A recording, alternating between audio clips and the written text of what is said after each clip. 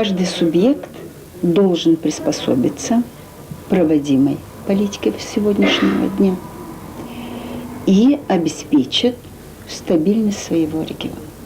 Я считаю, что сегодняшнее время быть матерью – это очень ответственно, это очень трудно, поскольку такая ситуация в стране. Но я считаю, что вообще-то в России все начинается и заканчивается женщиной.